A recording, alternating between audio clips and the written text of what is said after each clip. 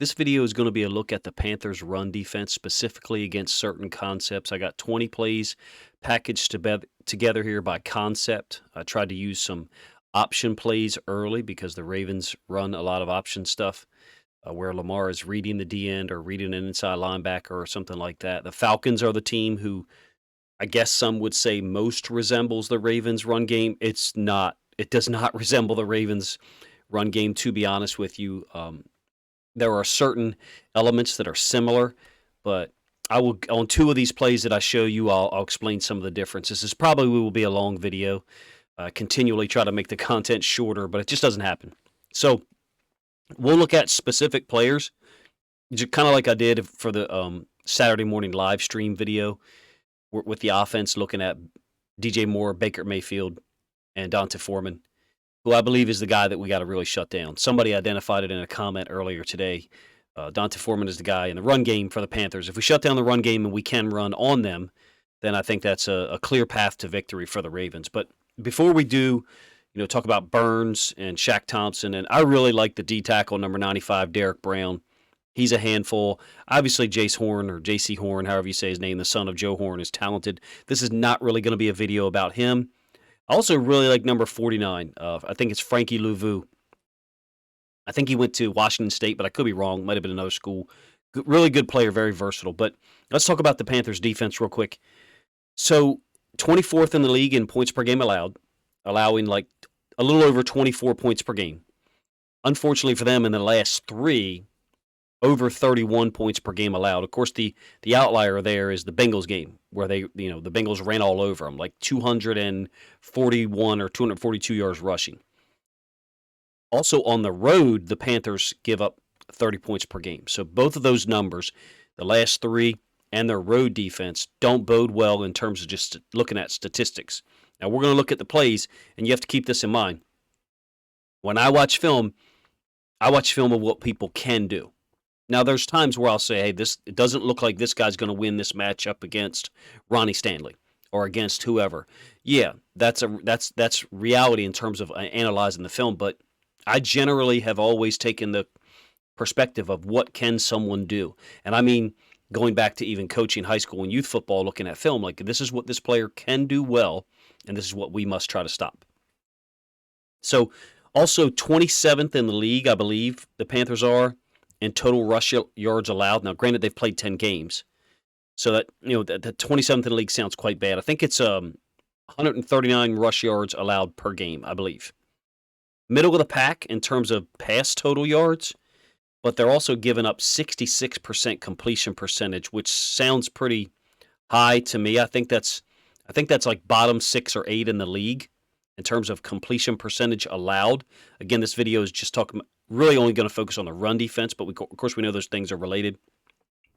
Allowing 4.6 yards per rush, which is like around 19th or 20th in the league, and only have 19 sacks. I think that's bottom 10 or 12 in the league, something like that. So bottom third of the league in sacks, bottom third of the league in rush yards per play allowed, 4.6, bottom third of the league in points per game allowed, also bottom third of the league in completion percentage allowed. Sounds like a recipe for disaster for their defense. So what we're going to do is I'm going to go through the film, and I'm going to show you certain things that they can do well against particular concepts. I'll show you at least one adjustment that they made quickly in the Bucs game. Really only going to focus this film on their most recent 4 games, which is 2 games against the Falcons, over the span of, I think, 11 days, maybe 12 days. 1 game against the Bucs, a 21-3 win, and then the blowout loss on the road to the Bengals. Right? 20 plays and all run concepts. Some of it will be all 22 of you, like this one. So they generally have a young defense. There's only one guy in their 30s who has recorded a tackle, other than the long snapper. The long snapper's like 36 years old, but only one guy, I forget who it is, Henderson maybe, a D-end, backup D-end. But Brian Burns is obviously their best player. Very explosive. 24-year-old D-end. Smart, 7 sacks, 10 tackles for loss, 13 quarterback hits. Love his game. They're trying to execute a pin pull option look, but this is not an option. So this is the dive here. And then you have the pitch man releasing out, and they're pinning with Drake London, and they're pulling the tight end and pulling the tackle, and it doesn't work. You're just not going to be able to pin or down block Burns with Drake London. He doesn't finish the play, but Shaq Thompson does.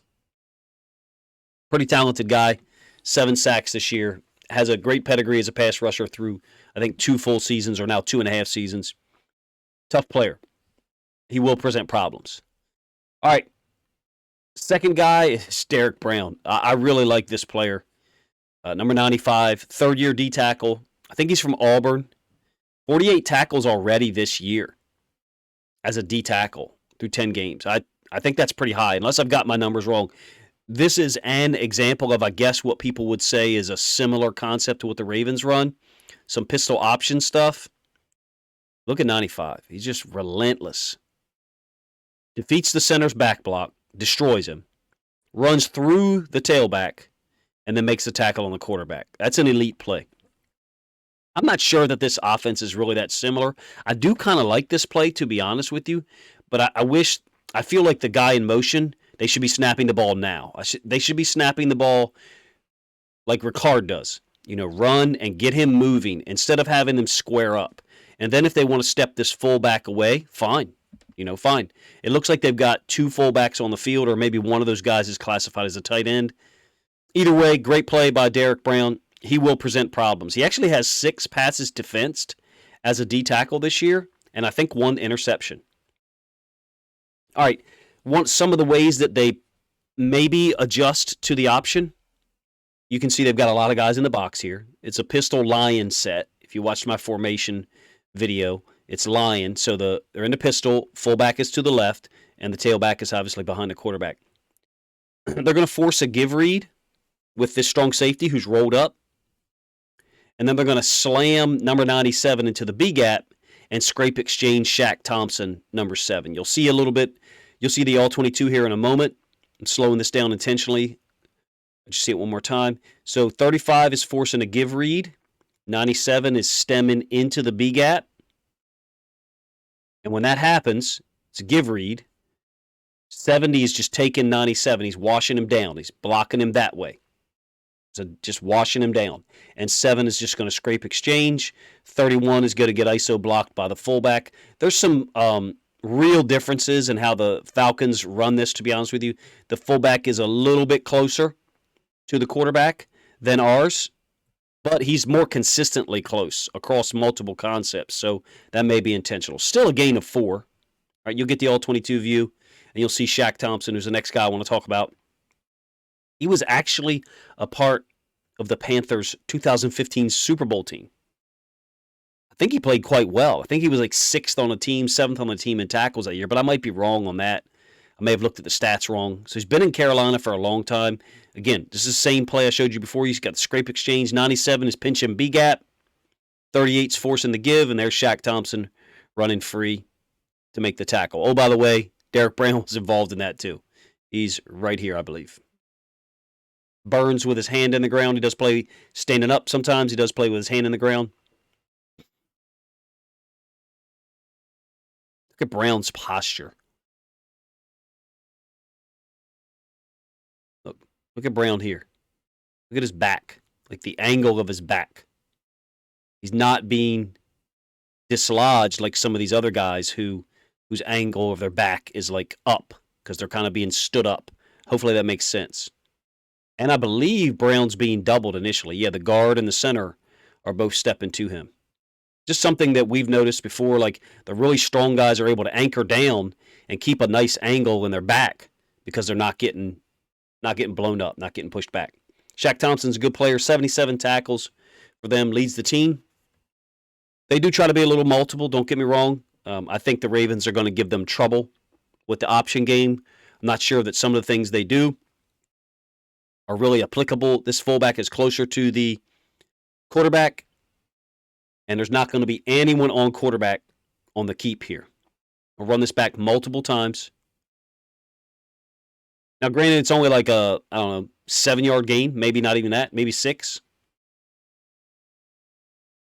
But the fullback is reading this as a give, if he is in fact reading it.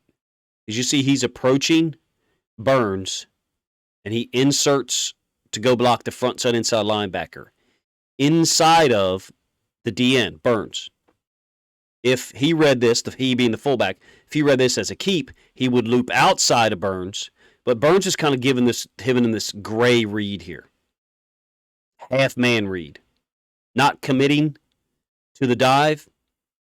And then Mariota just outruns him to the edge. Burns turns his shoulders. I'm not saying that we're going to be able to option them to death. This is just an example of no one being on quarterback on what looks like a pretty simple concept. It's definitely simple for what the Ravens run, right? All right, again, Brown. This is a zone lead. The Bucks only had like 46 yards rushing that game, 2.8 per carry. Really a weird day. Derek Brown's a monster. He is a monster. He's going to be a handful no matter who has to block him. They're trying to zone it and then lead with the fullback. They're kind of getting cute, if you ask me. Trying to get him up to, I would guess, the Mike linebacker. By the way, this is Frankie Louvu. I think it's Frankie Louvu. Hopefully I'm not saying his name wrong. Plays a little bit of outside linebacker. Plays in the box some.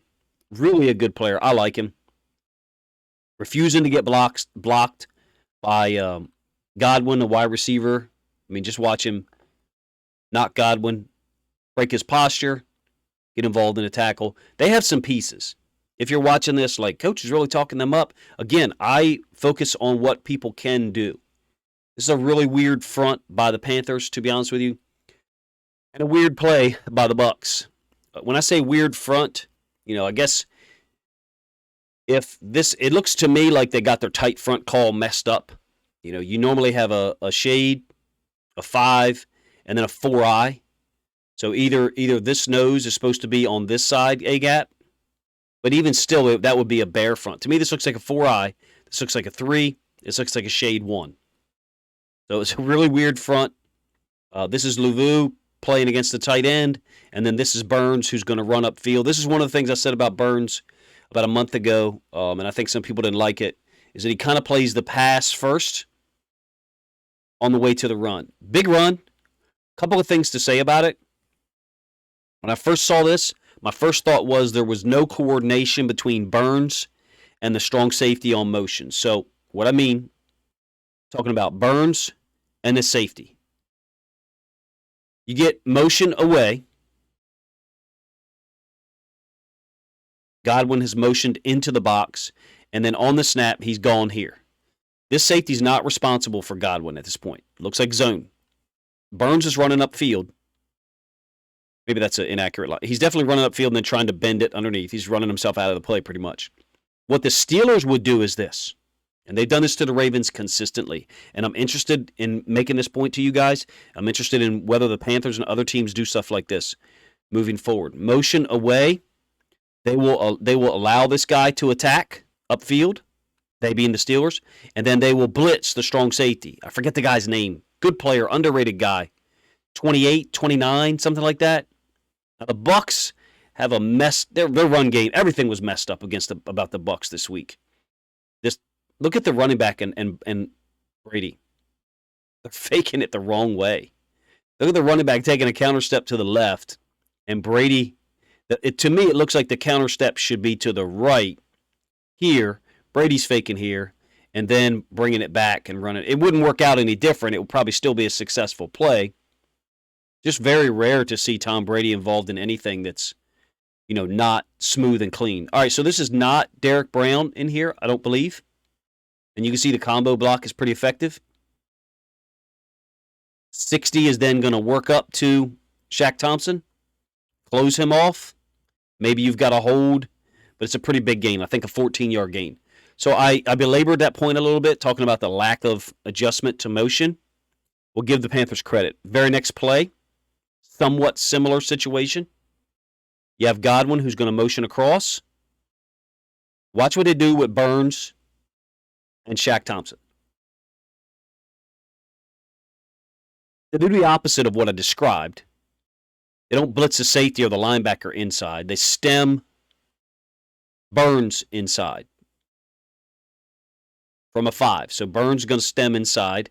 Thompson is going to take the outside. Now, it's a weird blocking scheme again. It almost looks like an influence trap, but it's a log by the left tackle and then a kick by the center. I will say that quick centers do seem to give them trouble. Not on this particular play, but I think is it Turley? He's going to pull and he's supposed to kick, and then tackles pull and wrap. We run some similar stuff to this. I don't think it's going to get blown up like this because these stunts shouldn't affect us as much because of our gap scheme. But 78 is stepping outside. I think they're going to kick him with the center. And then Burns stunts inside. 78's like, oh, shoot. Running back bounces it outside. Everything was wrong. I don't know if you guys used to listen to any Moby. I listened to it some in college. Everything is wrong was the name of one of his CDs. And everything seemed wrong for the Bucs in this game. Panthers did play well defensively, don't get me wrong. Hold them to 46 yards on 2.8 yards per carry. The larger point is, from one play to the next, because that was 2 plays consecutively, the Panthers did make an adjustment. Now, it wasn't an adjustment to bring in a safety on motion, but it was an adjustment to what Burns did by slamming B-gap on motion away. This guy's a pretty good player, too. Again, it's this weird front. You've got, except it's to the opposite side. You got a shade 1. You got a 3 or a 4-eye, and then the 3 on the opposite side. Now, why are they doing it here? Well, because you've got an unbalanced line. It's tackle over, and the tight end is backside, who is eligible. All right? So you probably off-screen over here have an X who's closing off this tackle, making him ineligible. Anyway, why do I point out Xavier Woods? He's the guy who adjusted Burns here. Still a good gain, don't get me wrong. Watch the center. I think this is what Linderbaum is going to be tasked with doing. So maybe this is the point of this front for them. The center steps to this guy and then tries to get to the linebacker. Damn near impossible to do, even for a really good center like, I think this is, like I said, I think it's Turley. Maybe I have the wrong name. Maybe I'm in the wrong decade. But Linderbaum would have trouble doing this as well.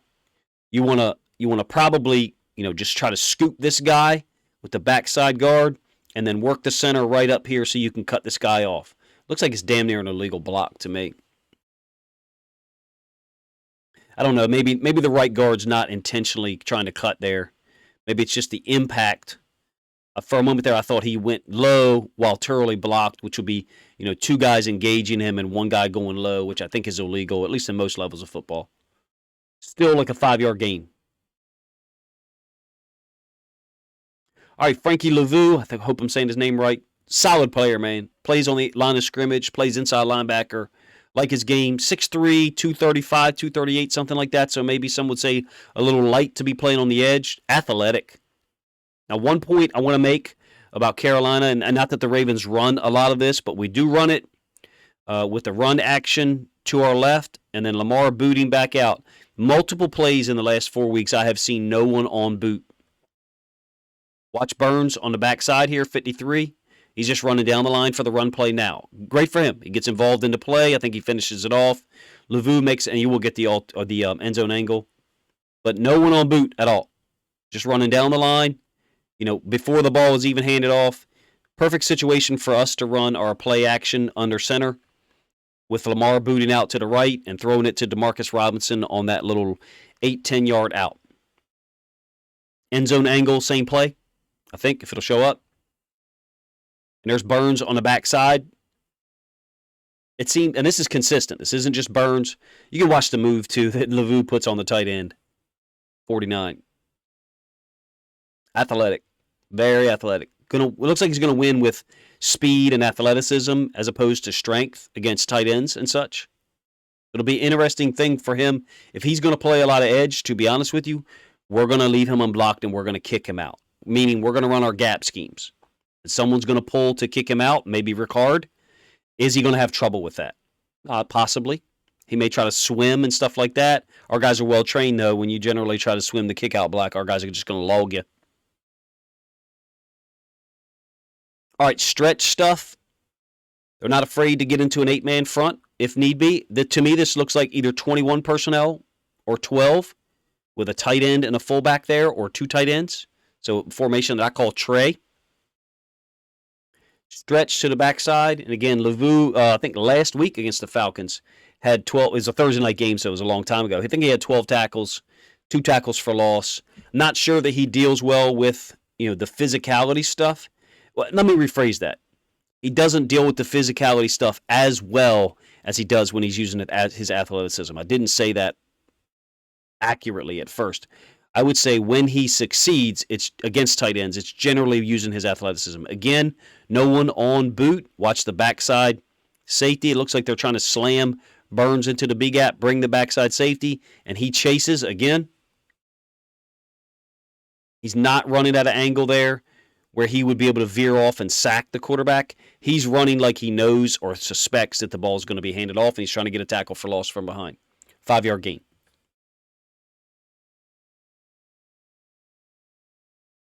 More stretch stuff. This is to the backside. This will be a matchup that I think is going to be huge. Burns versus Stanley in the run game, or Lavu versus Stanley in the run game, which I think would be a really bad matchup for the Panthers in terms of the run game.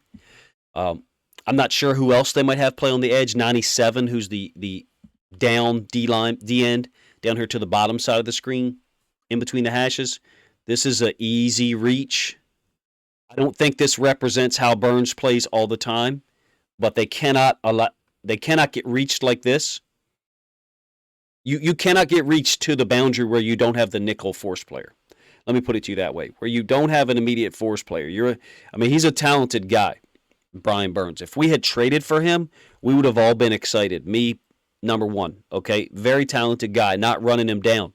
But you cannot get reached here when you don't have an immediate nickel defender outside of you. You are the C-gap player. This is really poor. That's really bad. Am I saying I think Ronnie Stanley will be able to do that to him consistently?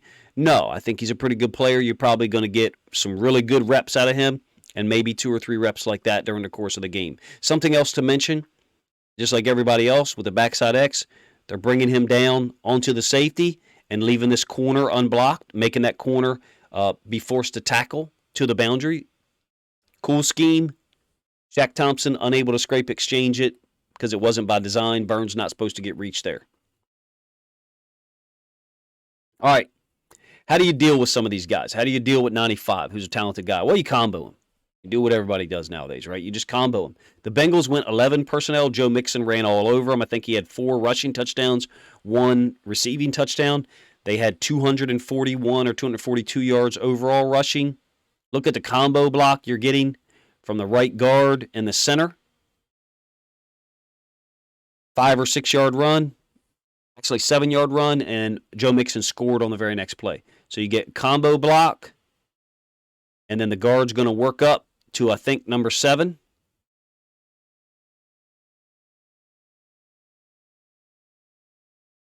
They execute a really cool block on Burns here, and I think this is what we've got to do to him. Make him worry about the run.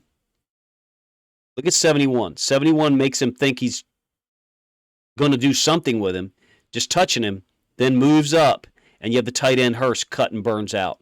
You do that, it's like people say in mixed martial arts. When a guy is a Brazilian jiu-jitsu black belt, if you punch him in the face 2 or 3 times, next thing you know, he's a purple belt. Punch him in the face a couple more times, maybe he's a white belt or something like that. Whatever the progression down is, I don't know. I don't know all of it. But doing that with an edge rusher like Brian Burns, who's very talented, to me, might turn him from a 92 pass rusher into an 85 after a couple of those. And then from an 85, maybe to an 82 by the 3rd or 4th quarter. Maybe that's why we see the Ravens' run game really hit big later in the game against some of these teams. All right, couple of examples of plays that maybe the Ravens could use. I'm not sure, if you run this to Burns' side, what he's going to do. He may run upfield, but they're running this to a tight end side where you have what looks like a 6 technique, and then he shifts out to a 9. Jet sweep. Opportunities for Duve, if you ask me, to possibly get some yards. Whether we're in the shotgun or under center, I'm not sure. To me, this works better when you're under center because the handoff is so quick. I'll run it back one more time and let you guys see it. You almost don't know who has the football. And that's what makes these plays great. I think you have some opportunities for Duve to get a couple of carries, maybe 2 carries, 16, 18, 22 yards on the jet sweep. We haven't shown that under center, so I'm not sure how clean or crisp it would be. It's pretty crisp here. Both times we're running it the offense is running it against 97. You can see just totally leaving him unblocked on this one. Why? Because he's not in a 9. He's not wider. If there was a tight end here whose feet were here and here, then 97's feet will be here and here, and then maybe they would try to reach him like Hayden Hurst did on the previous play. He's not wide enough to be able to deal with it here. Nice little concept. Jet sweep, easy gain off the right edge.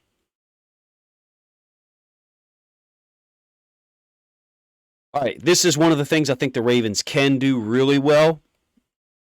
Pull our tackles, not necessarily pull them to the other side of the formation, but pin, pull, stretch. Watch how quick the center and left tackle are and how they close off the inside-out pursuit from the second level. We'll run it back a couple of times. I'm not sure how big of a gain this is. Mixon ran his ass off that game. They blocked well. You can see they're pinning Burns down, who almost makes the play. He's a hell of a player, all right? It's a bad idea to try to pin him with a receiver, but it didn't work out earlier in this video when I showed you, and it almost doesn't work out here. We'll go slow motion.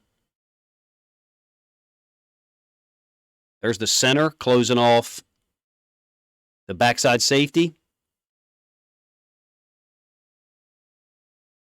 And there's the left tackle closing off Shaq Thompson. Let it run again, and I'll let you guys see it one more time. I don't know if you guys like watching this stuff, repeatedly. Some people have said they do. Watch the center. This is what Linderbaum will have to do. And, I mean, that is Derek Brown. Like, Derek Brown's not whiffing, but that's quickness by that center.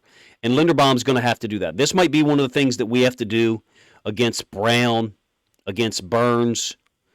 Get these guys running side to side. When we did this against the Bucs, now granted, it wasn't toss like this. It was stretch. When we ran stretch against the Bucs and made those guys move laterally, I thought they had problems. Burns, Derek Brown, if they're going to be able to attack and come downhill on some of our guys, that could put them in position to succeed. It makes me wonder how often we're going to be running stretch, maybe some toss, some jet sweep to get them running laterally. I don't know that we'll do a whole lot of this, but we certainly can when Macari is the 6th guy.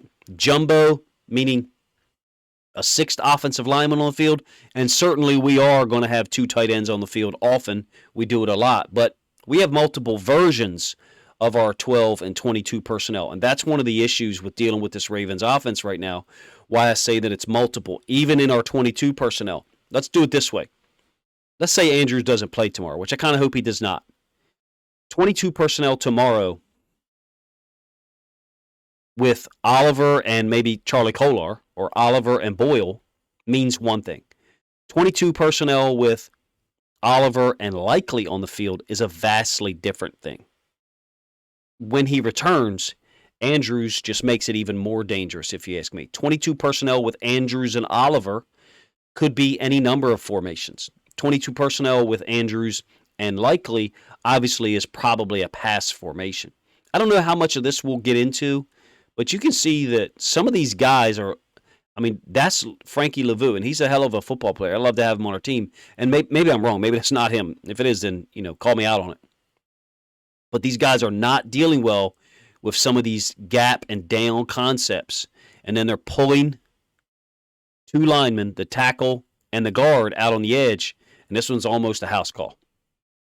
Really just would call this pin, pull, stretch.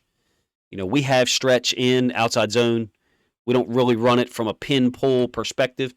Look, do I think that we're going to be able to run the ball down this team's throat? Well, let's do it this way. Let's look at their last 4 games. Last week in the win over the Falcons, again, Thursday Night Football, they gave up 153 rushing yards, 5.5 per carry, but they beat the Falcons, 25-15. The week before that, this Bengals game, from the last couple of plays I showed you, they gave up 241 in terms of total rushing yards and 6.2 per carry. Really, really terrible. Prior to that, the Falcons lost, 37-34. They gave up 167, 4.5 per carry. And then the game previous to that is the outlier, really. Bucs only generated 46 rushing yards, 2.8 yards per carry. The Bucs were really a mess. Which Panthers defense shows up? There's a wide range of scores that this game could be. If you had a I forget what you call that, standard deviation. Somebody smarter than me will think of it. You know, the scores that probably happen the most within one standard deviation of the mean, or what would be the statistical mean if you could play this game 100 times, which thankfully we don't, you know, would probably be in the range of 27-17, 27-14 to 35-13. I'm talking about, you know, realistic being the first score range I gave you, and then best case scenario for the Ravens, the second one. The Panthers have so many variables, that so many things that have to go in their favor for them to really stay close. And there are so many things that they need the Ravens to do wrong. This run game, to me, offers the Ravens team a really high floor.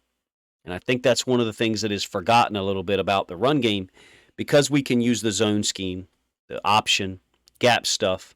The counter windback has, you know, there's teams who just can't stop it. There's teams who just can't stop the counter windback. And then there's teams like the Browns who did a nice job against it, don't get me wrong. So that'll be one of the things our guys will check, our coaches will check early. Probably by the fourth possession, we'll have gone through our counter windback. We'll have gone through, hopefully not QB counter read and QB power read out of the A-gun, B-gun stuff. Hopefully we've held that. We use that third quarter, maybe late second.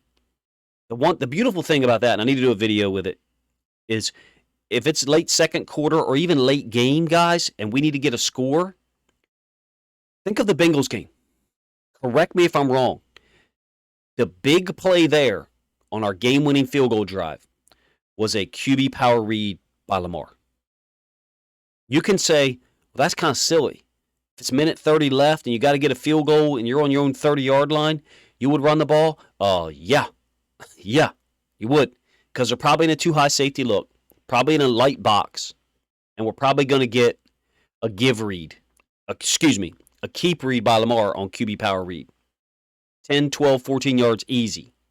Now, granted, that means you have to have timeouts left. I think it's a huge asset for this Ravens team in late second quarter, and even late game situations to be able to get 12, 14 yards or more in an instant with a read play where there is no risk of throwing an interception, no risk of throwing an incompletion, which, of course, you know, an incompletion actually kind of benefits you by stopping the clock, and a run play does not. So I understand that. I understand there's a risk factor there. It's just not a risk factor of turning the ball over or something really bad happening like a sack. Anyway, I digress there at the end. If you were to ask me how many rushing yards we get tomorrow, I would say 150 plus. And I think the real variable there is how many times does Lamar run the football. If Lamar runs more than 8 times, our floor for rushing yards is probably 170 or more, maybe 180. If Lamar runs 8 times or more. If he runs less than 8 times, I think our floor is in the 140, 150 range, something like that. But who knows what the Panthers come in with. Derek Brown's certainly a capable guy. If they run some stunts where Burns, you know, slides into the B gap and they scrape exchange a linebacker or a safety over the top, I think they could give us some trouble at times. If Burns is out there on the edge, to me, that it doesn't look like his strength playing the run as a base block stretch guy. I showed you one rep of him getting reached quite easily by the left tackle for, I think the Bengals, but I could be wrong. Falcons, excuse me. And then I showed you the play where they adjusted quickly and stunting him in the B gap. I think the Ravens probably come in here with a really good game plan, hopefully a good measure or assessment of what the Panthers defense does well, and we can really pound them a little bit and wear them out. You guys let me know if you enjoy this video, first of all, looking at specific situations, concepts that the Panthers maybe struggled with and ways that maybe they tried to adjust, and highlighting certain players. I like certain aspects of their team. I really do. I understand why people say they're not tanking, because there's enough talent left on that field to compete, particularly defensively, even though one of their top corners is out. Appreciate you guys' time. Let me know what you think of the video. This will be my last preview. If you were to ask me for a prediction, I would say 31-13 or 31-17, depending on if we hold them to a field goal on their third score, or they get 2 touchdowns, you know, and a field goal in some mix or structure. Appreciate you guys' time. Let me know what you think of the video in the comment section.